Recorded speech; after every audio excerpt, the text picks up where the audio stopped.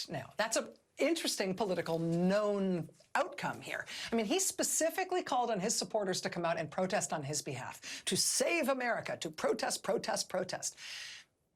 The New York Times specifically reporting over the weekend on a planned New York City homecoming protest on Trump's behalf at Trump Tower this morning, Monday morning in New York City. Well, whatever the New York Times was expecting in terms of the Trump homecoming protest at Trump Tower, it was like 3 people. I mean, this was the headline in Politico yesterday. Lone MAGA supporter awaits Trump in New York.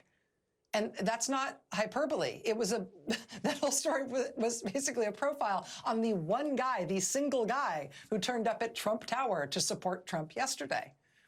And then today, the big homecoming protest in support of Donald Trump. This was the headline at New York Magazine today. Trump supporters in Manhattan are outnumbered by reporters.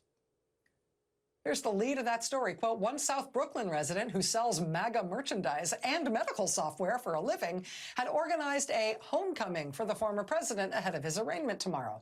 The man was hoping for a strong turnout. Roger Stone, after all, had amplified his rally announcement. But just a handful of supporters actually showed up. I mean, it's one thing for people to not come out and protest in support of you, right? It's one thing for people to not come out and protest in your defense.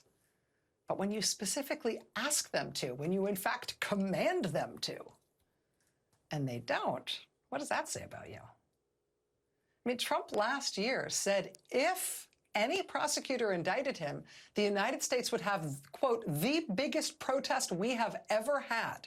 He said in Washington, D.C., in New York, in Atlanta, and elsewhere, we are going to have in this country the biggest protest we have ever had.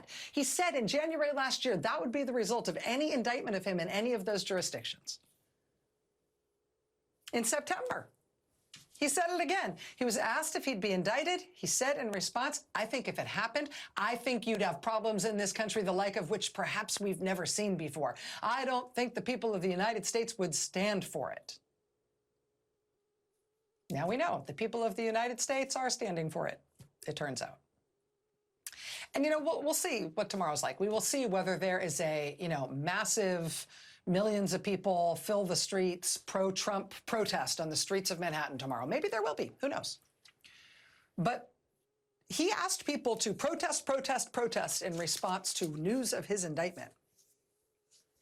And so far, his requests, his demands, his certain predictions that Americans would turn to the streets in record numbers on his behalf, numbers never seen before, people protesting against his indictment and protests like we've never seen before in America. So far, his people are not doing what he told them to do and what he confidently said they would do.